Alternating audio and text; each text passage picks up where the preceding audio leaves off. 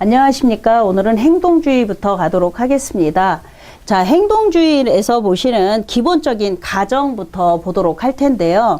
행동주의에서 보는 것은 기본적인 가정. 행동은 살아있는 유기체의 기본적인 특성이다. 다시 이야기해서 유기체. 사람들 각각 개개인이라고 보시면 편하고요. 기본적인 특성.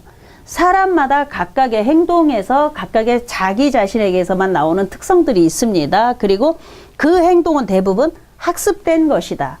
우리가 어린 시절부터 예를 들어서 밥을 먹을 때 오른손에 숟가락을 쥐고 그 다음에 글씨를 쓸 때 오른손에 볼펜을 짚고 이러한 것들은 다 어려서부터 어른들에게 학습해서 이렇게 하죠. 그리고 어른을 보면 인사하고 이러한 모든 것들 대부분의 행동은 학습된 것이다. 그리고 인간의 행동은 행동하고 환경 자극 간에는 기능관계와 법칙성이 있다. 다시 이야기해서 어떠한 행동이 새로 생기고 그 행동이 계속 유지될 수도 있고 아니면 없어질 수도 있는데 그것은 환경에 영향을 받는다라는 거죠.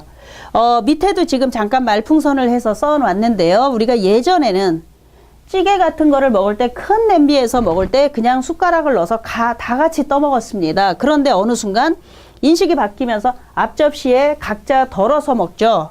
그런데 만약에 여러 명이 먹는데 나만 굳이 다 떠서 먹는데 나만 혼자 계속 숟가락을 넣어서 나는 큰 그릇에 끓고 있는 게 맛있어 이러면서 그렇게 해서 먹게 되면 사람들에게 불편한 감정을 받죠. 그래서 우리가 행동이라는 것은요.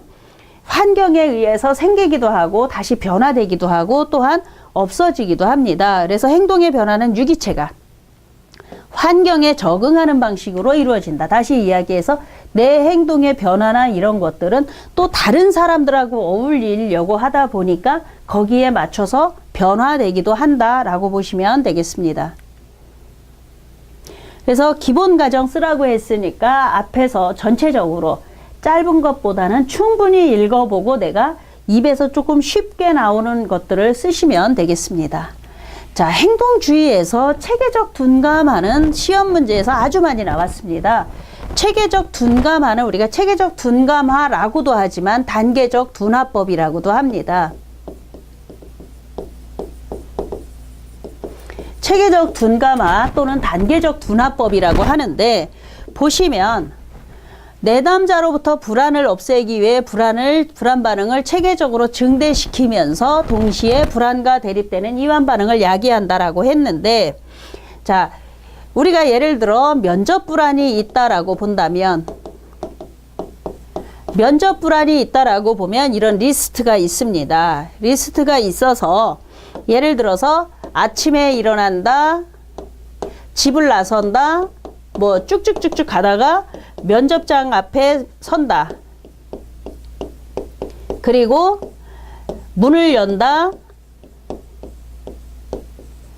면접관과 마주한다. 뭐 이런 식으로 해서 면접과 관련된 불안이 있으면 대략 10에서 20개 항목 정도 이렇게 세세하게 리스트가 있는데 이 리스트를 가지고 우리가 체계적 둔감화를 합니다. 자, 불안 반응을 체계적으로 증대시키면서 동시에 불안과 대립되는 이완 반응을 한다라고 했는데 체계적 둔감화의 순서 또는 절차 또는 적용 단계를 보면 제일 처음에 근육이완을 합니다.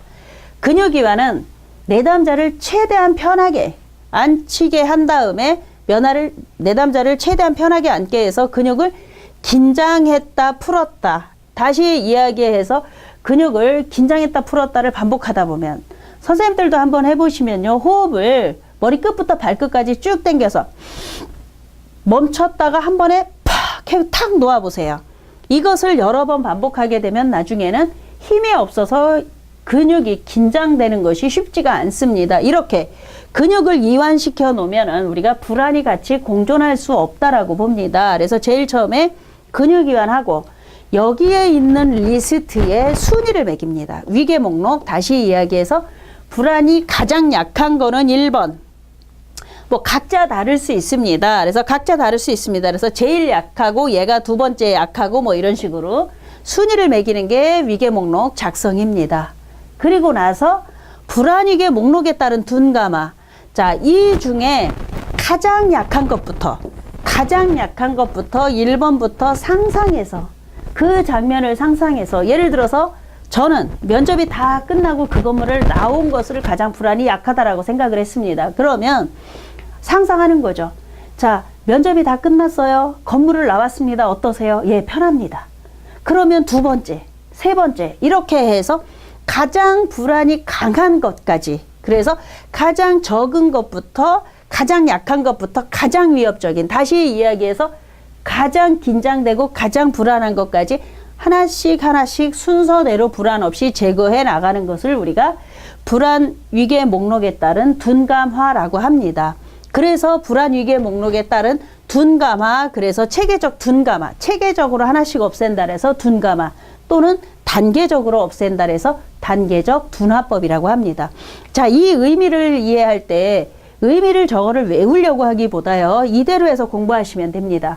내담자의 불안을 없애기 위해 불안 반응을 체계적으로 증대시킨다. 다시 이야기해서 목록의 가장 약한 것부터 하나씩 하나씩 체계적으로 올라가니까 체계적으로 증대시키면서 가는 도중에 내가 불안해서 내담자가 바짝 긴장해서 불안해서 못하겠다라고 한다면 다시 어떻게?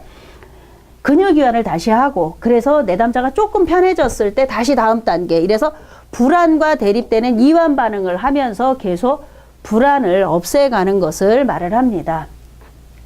그리고 자, 그래서 보시면 지금 여기에 보면은요, 살짝 응용 문제가 나왔는데 보시면 면접 상황에서 불안과 긴장을 완화시키려고 한다 라는 문제가 있습니다. 그러면 어떻게 하시면 되냐 하면, 자 여기에서 이 내용만 불안이나 공포를 유발시키는 상황에 대한이라고 했는데, 이 부분을 어떻게 하시면 되냐 하면은 면접 장면을 상상하여 면접 장면을 상상해서 불안 위계 목록을 작성한다. 그냥 이렇게 하시면 됩니다. 요 유발 상황이라는 것을 결국은 면접 상황이다라고 바꿔주시면 됩니다. 그리고 이 부분도 마찬가지죠. 불안과 공포를 유발하는 상황을 상상한다 그랬는데, 이 부분을 다시 면접 장면을 상상해서, 그래서 상상해서 불안이 가장 적은 항목부터 가장 많은 항목까지 불안 없이 하나씩 제거해 나간다라고 해 주시면 됩니다. 이렇게 문제가 응용이 됐을 때를 보면은 우리가 요런 부분들을 바꿔주면 되겠구나라고 보시면 됩니다.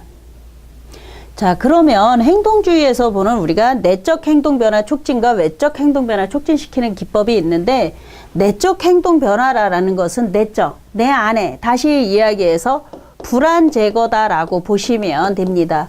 그래서 내가 가진 불안감을 제거하는 것을 내적이라고 보시고요.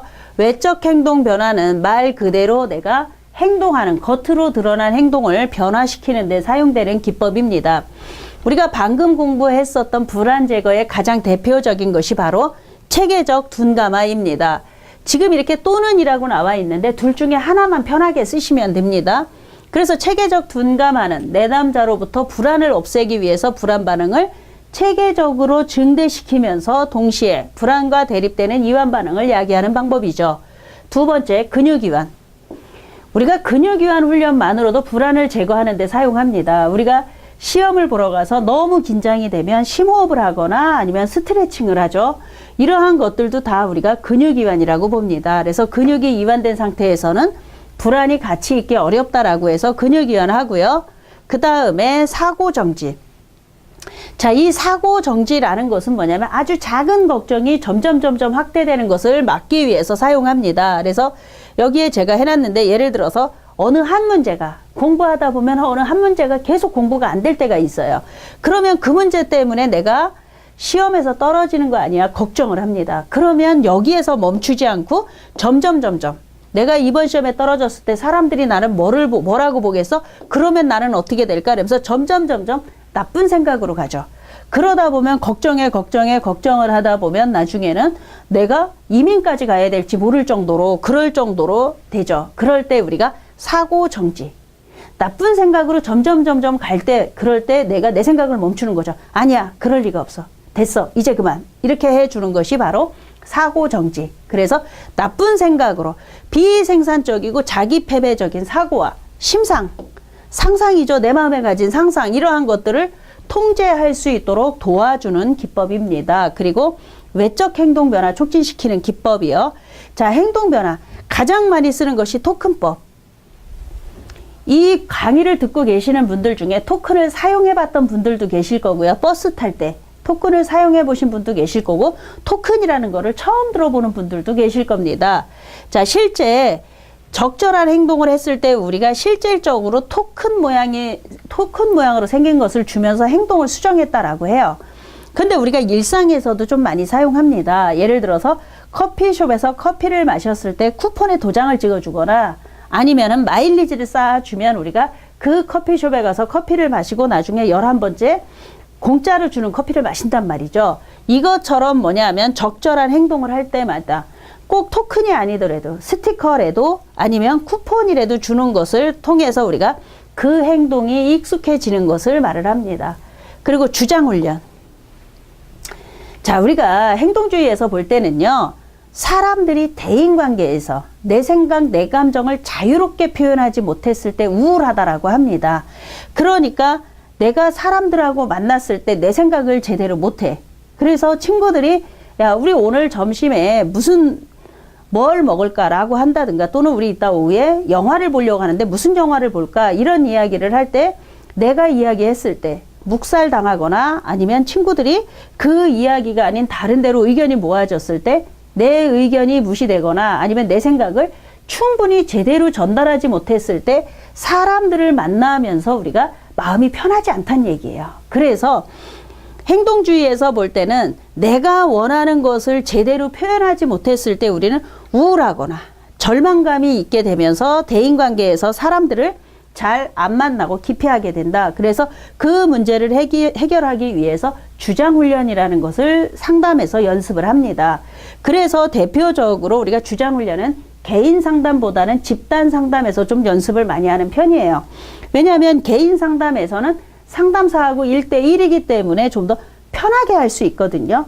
그런데 이것이 막상 다른 사람들에게 와서 할 때는 하기가 어려울 수 있기 때문에 집단 상담에서는 다른 집단원들에게 그 훈련을 하도록 하는 것이 바로 주장훈련입니다. 그리고 자기관리 프로그램.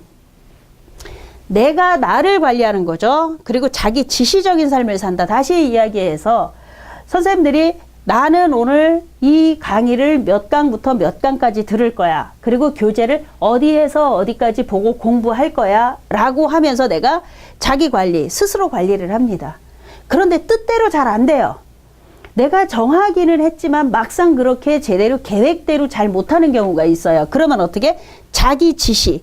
자기 지시는 뭐냐면 내가 나한테 명령하는 거죠. TV를 보고 있다가 야, 그러면 안 돼. 지금 빨리 공부해야지. 얼른 공부해. 이러면서 내가 나한테 명령하는. 그래서 자기 관리와 자기 지시적인 삶을 영위함으로써 상담사에게 의존하지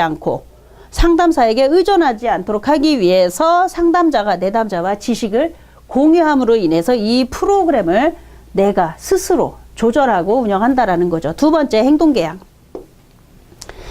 자기관리 프로그램이 뜻대로 잘 안 됩니다. 내가 아무리 계획을 써놓고 그 다음에 내가 나보고 야, TV 보고 있으면 안 돼. 공부해. 라고 하면서 내가 나한테 명령한다 그래서 명령대로 내가 또 하지는 않아요.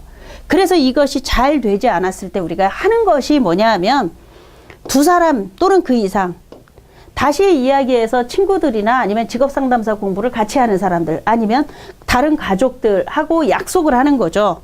그래서 예를 들어서 내가 하루에 몇 강씩 듣겠다라든가 이 계획을 세워서 서로가 지키기로 해놓고, 그리고 그 행동을 정말 지키자라고 약속을 하는 계약을 맺는 것을, 물론 여기에서 계약은요, 뭐 이렇게 쓰고 뭐 직인 찍고 그 다음에 공증 맞고 이런 것까지는 아니고 그냥 말로 약속하는 것을 우리가 계약이다라고 보면 됩니다. 자, 혐오 치료는요, 바람직하지 않은 행동이 제거될 때까지 증상적인 행동과 고통스러운 자극을 연관시킨다. 혐오 치료의 가장 대표적인 게 알코올 중독입니다. 알코올 중독 치료. 그래서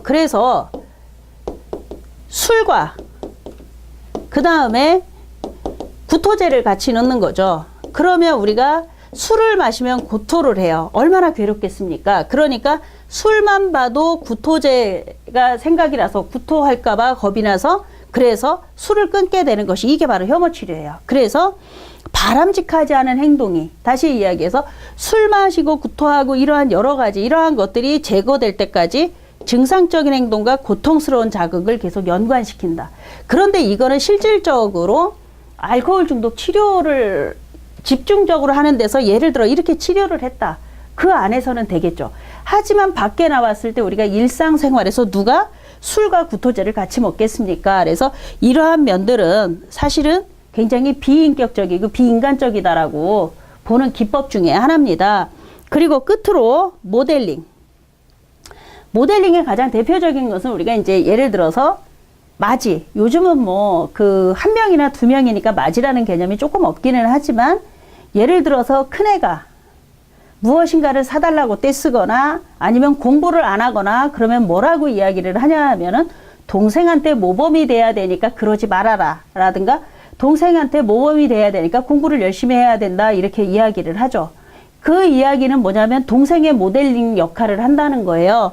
다시 이야기해서 모델링은 누군가가 아주 적절한 행동을 하고 있으면 그것을 보고 그대로 따라하게 하는 것을 우리가 모델링이라고 합니다. 자, 그래서 내적 행동 변화, 외적 행동 변화 촉진 기법을 봤고요. 자, 문제에서 보시면 내적 행동 변화, 외적 행동 변화 3개씩 쓰라고 돼 있는데 그 다음에 2009년에 나오고 2010년에 나올 땐 5가지 외적 행동 변화 촉진시키는 기법을 쓰라고 나옵니다. 그래서 선생님들이 공부를 하실 때는요. 교재에 예를 들어서 5개가 있으면 그냥 공부하실 때는 5개를 하세요.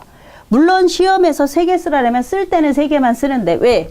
3개 쓰라 그랬다 그 다음에 공부할 때 그 다음에 시험에 5개 쓰라고 나올 수도 있기 때문에 책에 있는 대로 공부를 해 주시면 도움이 되겠습니다.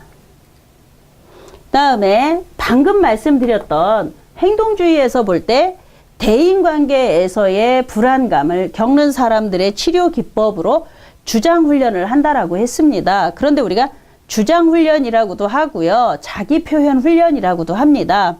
그래서 이 주장훈련은 행동주의에서 자기 생각, 자기 감정을 말하는 연습을 하는 거예요. 그것도 누구? 다른 사람에게. 그래서 대인관계 개선을 하는 겁니다. 예를 들어서 내 감정을 헤아려 본다라는 것은 예를 들어서 뭐 집단 상담을 통해서 이야기를 아니 본인 성격에도 맞지 않는 직업을 갖고 지금 하고 있는 것 같아요. 이렇게 얘기했을 때 예를 들어 내가 상처를 받았다. 어떤 면에서 그렇게 보셨어요? 라고 말하고 싶단 말이죠. 알고 싶으니까. 그런데 그 말을 못하고 내가 집에 가면 우울해요. 그러니까 그럴 때 하죠. 내 감정을 헤아려 봅니다. 본인의 성격에도 맞지 않는 일을 하고 있네요. 라고 이야기를 들은 내 지금 상태는 어떤가?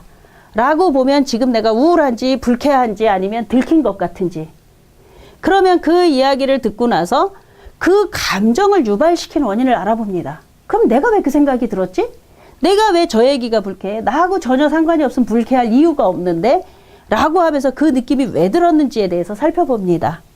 그리고 나서 집단원이 원하는 것을 파악한다. 다시 이야기해서 빵빵님, 뭐 강물님이든 뭐 누구든 강물님이 그렇게 이야기를 해서 나는 지금 우울합니다. 라고. 그렇게 함으로 인해서 다시 상대방에게 제시를 하는 거죠. 그래서 누구님이 나에게 이렇게 말을 해주면 좋겠습니다. 라고 해서 내 감정도 이야기를 하고 상대방에게 원하는 것도 다시 한번 이야기를 함으로 인해서 이것이 주장훈련은요. 상대방에게 내 생각, 내 감정을 있는 그대로 표현을 하는 거예요. 예를 들어 화를 내거나 언성을 높이거나 하는 것이 아니라 그냥 있는 그대로 표현하는 훈련을 하는 것이 주장훈련입니다. 자, 시험에 보시면 몇 단계로 쓰라고 하지 않았는데 이럴 때는 그냥 공부하신 그대로 이렇게 자신의 감정을 헤아려 본다. 감정을 유발시킨 원인을 파악한다. 집단원이 원하는 것을 파악한다. 그리고 상대방의 변화를 제안, 요구, 주장하는 내용을 표현한다라고 보시면 되겠습니다. 그래서 이렇게 쓰시면 되겠습니다. 다음에 행동주의 불안감소 기법. 자, 불안감소 기법은 우리가 앞에서 내적 행동 변화 촉진시키는 기법 맞죠? 그래서 왜 기법들이 계속 겹치는가라고 생각하실 수 있는데 결국은 다 같은 말입니다. 그래서 물론 내적 행동 변화 촉진시키는 기법이 여기에 다 들어와 있지는 않은데 보시면 대체로 비슷할 거예요. 자, 제일 처음에 쓰는 것이 체계적 둔감 맞습니다. 그리고 두 번째 주장훈련. 주장훈련은 어디에 사용한다 그랬냐면 대인관계에서 내가 내 생각 내 감정을 말을 못했을 때 우울불안하다 그랬어요. 그 불안. 그래서 그 불안을 제거하기 위해서 주장훈련을 사용합니다. 그리고 홍수법. 자, 저 체계적 둔감하는요, 우리가 순차적으로 하나씩 없앱니다. 그래서 예를 들어서 이 체계적 둔감하는 상상해서 없애기도 하지만 실질적으로 현장에 가서 하기도 해요. 예를 들어서 자동차 조수석에 예를 들어서 차 앞에 앉지 못한다. 그래서 자가용을 못한다. 이러한 경우에 체계적 둔감하는 순차적으로 하나씩 합니다. 예를 들어서 차를 세워놓고 한 발 가고 괜찮으면 이것을 수없이 반복해서 불안하지 않으면 또 한 발 가고 이것을 반복해서 나중에는 문을 열고 그래서 이 문 여는 것이 너무나 자연스러워지면 이제 자리에 앉아보고 그래서 체계적 둔감화는 정말 하나씩 순차적으로 해요. 그런데 홍수법은 그렇게 하지 않고 문을 열고 강제로 태우는 거죠. 그래서 안전띠를 매서 고속도로를 2시간 막 달립니다.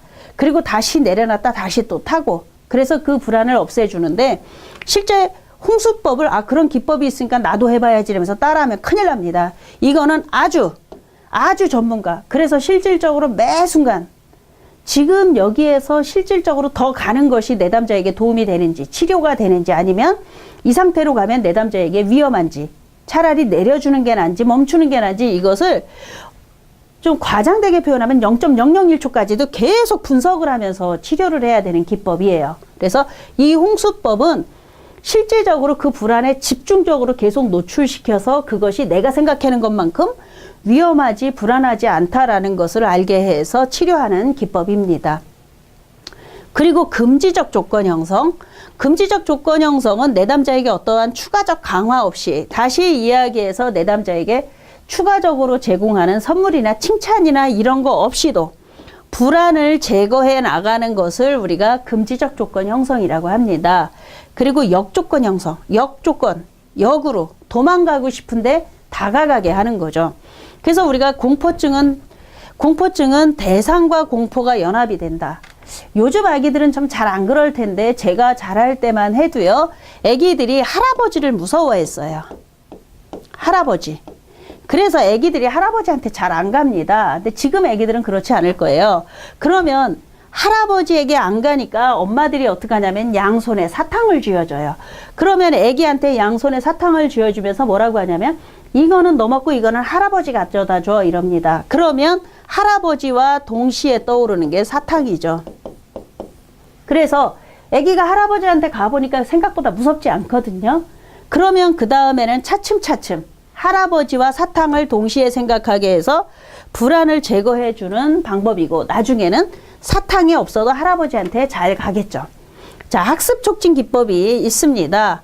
학습 촉진 기법에서 대표적으로 이제 강화 원리. 강화 원리가 우리가 스키너의 강화 원리도 있고 프리맥의 강화 원리도 있습니다. 스키너의 강화 원리는 우리가 정적 강화와 부적 강화가 있죠. 정적 강화는 숙제했을 때 칭찬해 줌으로 인해서 숙제가 몸에 배도록 하고요. 부적 강화는 우리가 숙제하면 청소를 면제해 줌으로 인해서 숙제가 몸에 배도록 합니다.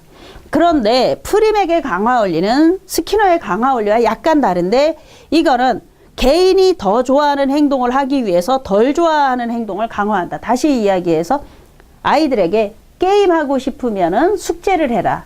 숙제를 해야만 게임할 수 있게 해주는 것이 프리맥의 강화 원리입니다.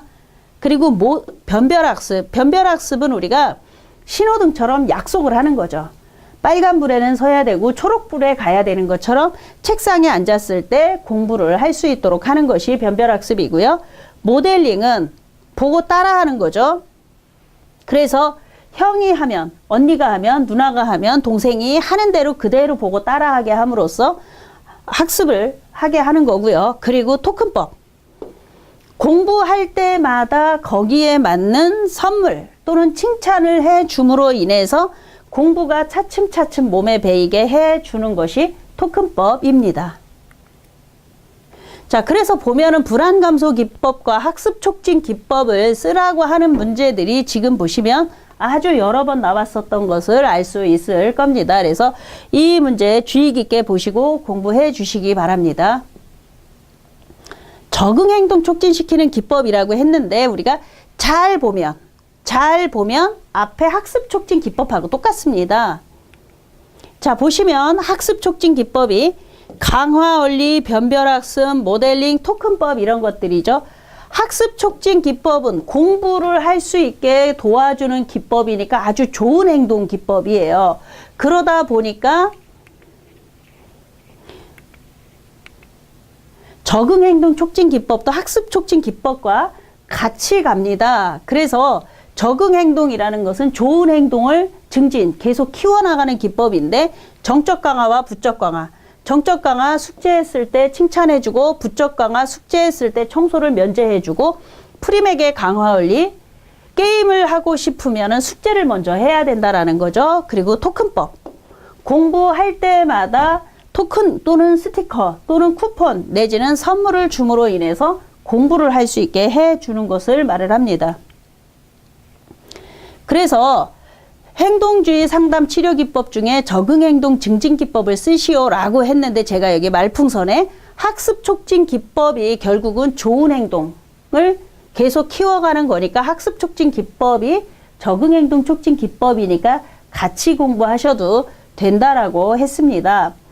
행동주의는 지금도 계속 다양한 기법들이 나오고 있고 현재 있는 기법들도 우리가 공부한 것보다 많은 것들이 있습니다. 그래서 시험 문제를 낼 때요. 이런 식으로 우리가 미처 공부하지 못한 내용들이 나오기도 해요. 그럴 때는 이런 시험 문제는 생각을 좀 해봐야 되는 문제는 조금 시험장에서는 뒤로 미뤄뒀다가 내가 충분히 알고 있고 쓰기 쉬운 것들 먼저 쓰고 이 문제를 갖고 고민을 하는 거예요. 적응행동 증진? 적응행동은 좋은 행동이지? 그럼 좋은 행동이 뭐가 있지? 이런 것처럼. 그래서 공부를 문제답 이렇게 공부를 하시면 실제로 저렇게 문제가 나왔을 때 응용해서 쓰기가 어렵습니다. 그래서 우리가 문제답 공부하기보다 전반적인 흐름을 좀 이해를 해 주시면 문제가 변형되거나 새롭게 표현이 돼도 쓸 수 있으니까 조금 더 폭넓게 공부해 주시기 당부드리겠습니다. 자, 변별 진단이라고 그래서 우리 행동주의에서 딱 한 번 나온 문제입니다. 행동주의에서 변별 진단 우리가 필기시험에서 무결단성이 한 번 나온 적이 있어요. 자, 청소년을 상담할 때, 청소년 진로 상담할 때 행동주의에서 보는 내담자의 문제 유형. 변별 진단이라는 것은 결국 문제 유형이죠. 내담자가 갖는 문제가 어디에 있는지 두 가지로 본다면 첫 번째 우유부단형. 우리가 보통 우유부단한 선택, 다시 이야기해서 뭐를 해야 될지 결정을 못하는 것이 우리가 이제 우유부단이라고 표현을 하죠. 우유부단하게 결정을 잘 못하는 것들을 보면은 대체로 정보결핍에서 오죠. 그래서 어느 것이 분명히 좋은지 분명히 나쁜지 판단이 서지 않기 때문에 결정을 못하는 것이고 두 번째 무결단성. 자, 이 무결단성은 뭐냐면 진로 선택에서 위압적이거나 지나친 요구를 하는 부모에게서 나타난다. 다시 해서 어려서부터 내가 어떤 결정을 했을 때 계속 혼나거나 꾸중을 들었거나 핀잔받았을 때는 어떤 결정을 하기가 두렵다는 거예요. 왜? 내가 이 결정을 하고 또 어떤 말을 들을지 모르니까. 그래서 무결단성은 지나치게 위협적이거나 아니면 강압적인 부모에게서 자라면 그 양육 환경에서 나타나는 형태 중에 하나다라고 봅니다. 그리고 밑에 상담 기법이 있는데 이 상담 기법은 문제를 좀 먼저 보고 와서 설명을 드리겠습니다. 보시면 직업상담 문제 유형에서 청소년들이 진로나 직업 선택 시 의사결정을 미루는 유형 두 가지 쓰고 설명하시오라는 문제에는 방금 보셨던 우유부단형하고 무결단성을 쓰고 설명하시면 되세요. 그런데 지금 이것이 아주 초창기 2003년도에 나왔었던 문제인데 행동주의에서 의사결정을 내리지 못하는 내담자의 상담 목적을 쓰시오. 의사결정을 내리지 못하는 내담자의 상담 목적을 쓴다라고 하면 의사결정 하도록 하면 되죠. 그런데 시험 문제를 그렇게 의사결정하게 하면 된다 이렇게 쓰기는 조금 곤란하죠. 그래서 만약에 다시 출제된다면 문제가 좀 더 구체화돼서 의사결정을 내리지 못하는 내담자를 어떻게 상담해야 되는지 상담 기법을 쓰라고 할 것 같아서 제가 조금 더 추가적으로 봅니다. 그래서 의사결정 내리지 못하는 내담자가 있다면 그 상담하는 기법은 제일 처음에 체계적 둔감화. 체계적 둔감화. 상담사가요, 아주 작은 불안 하나하나까지 상상하게 해서 내담자에게 그 불안을 하나씩 하나씩 차츰차츰 제거하게 해서 결국은 의사결정과 관련된 불안을 제거해 주는 것이고, 두 번째, 강화. 작은 것부터 내담자 스스로 의사결정하도록 합니다. 그래서 그러한 의사결정을 했을 때 상담사가 칭찬하고 격려하고 칭찬하고 격려함으로 인해서 스스로 의사결정을 할 수 있게 도와주고요. 끝으로 모델링. 다른 사람들은 진로와 관련돼서 어떻게 의사결정을 했는지 그 모델링이 될 만한 내용이 있으면 동영상일 수도 있고요. 아니면 다양한 방법이 있을 수 있겠죠. 그것들을 보고 의사결정을 할 수 있게 도와주는 것이 바로 모델링입니다. 그리고 행동주의 노출치료. 노출치료라는 것은 뭐냐 하면 내담자가 무서워하는 것에 아예 노출을 시켜버리는 거예요. 그래서 실제 노출시켜서 네가 걱정하는 것만큼 그렇게까지 무섭지 않다라는 걸 보여주는 거죠. 첫 번째, 실제적 노출법. 실제 노출을 시키는 겁니다. 내가 무서워하는 장면을 아예 실제로. 대표적인 게 혐오치료예요. 술 마시는 분들이 구토하는 거 무서워하는데 실제 구토를 시켜버리는 거죠. 두 번째, 상상하게 하는 거죠. 노출을 시켜서, 다시 얘기해서 무서워하는 것을 상상하게 해서 없애는 건데, 그 중에 대표적인 게 체계적 둔감화. 체계적 둔감화는 상상해서 하나씩 하나씩 제거해 나가죠. 가장 약한 것부터 가장 높은 것까지 불안 없이. 그리고 집중적 노출법. 홍수법입니다. 자, 차에 무서워서 못하는 사람을 그냥 태워서 안전벨트에서 고속도로를 데리고 돌아다닌다 그랬어요. 그래서 그 불안을 없애주는 방법이고요. 그다음에 점진적 노출법. 약한 자극을 주고 극복하면 좀 더 그래서 점점 올려서 나중에는 불안을 제거해 나가는 것을 말을 합니다. 그래서 이것의 대표적인 게 우리가 스트레스 접종. 아마 필기시험 공부하시면서 스트레스 면역이라는 단어도 보셨을 거예요.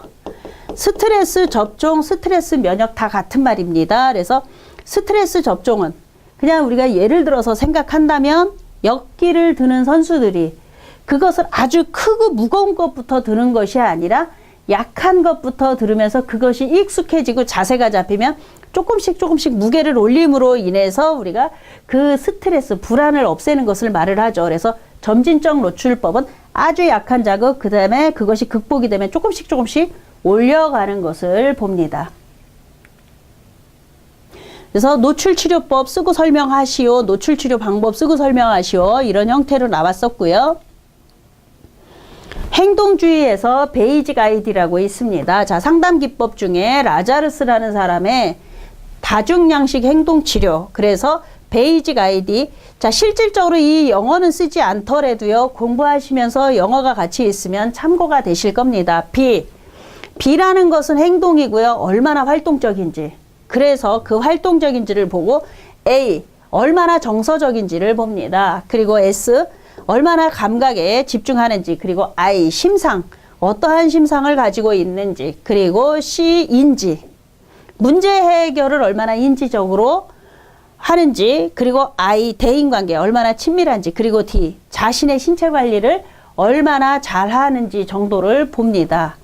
자, 여기까지 본 것이 행동주의입니다. 지금 보시면 다른 이론에 비해서 행동주의는 굉장히 오래 본 느낌이 있을 거예요. 그만큼 행동주의는 시험 문제가 많이 나왔습니다. 그리고 골고루 나왔어요. 특히 행동주의는 보시면 여기 나왔던 기법이, 다시 이야기해서 불안 감소 기법에 나왔던 것이 내적 행동 변화 촉진에도 나오고, 그러면 이거를 내가, 그리고 또 노출 치료에도 나오고 이러면 걱정되죠. 여기저기 나오면 도대체 어떡하라는 거야 라는 생각이 들 텐데, 앞에서 말씀드렸던 것처럼 그렇다면 정리를 좀 해 주셔서, 그래서 한 페이지 안에서 제목만 가지고 볼 수 있게 그래서 내적 행동 변화 촉진시키는 기법과 외적 행동 변화 촉진시키는 기법, 그 다음에 학습 불안 감소 기법, 학습 촉진 기법, 그리고 실제적 노출법, 이런 식으로 노출 기법, 이런 식으로 해서 제목을 써놓고 보면 얘들이 왜 여기도 나오고 여기에도 나오는지를 좀 더 이해할 수 있고 한눈에 볼 수 있습니다. 그래서 공부하시면서 헷갈리거나 이해가 잘 안 되거나 집중이 안 될 때는 큰 제목만 리스트를 만들어서 그 내용을 전체적으로 보시는 것도 도움이 됩니다.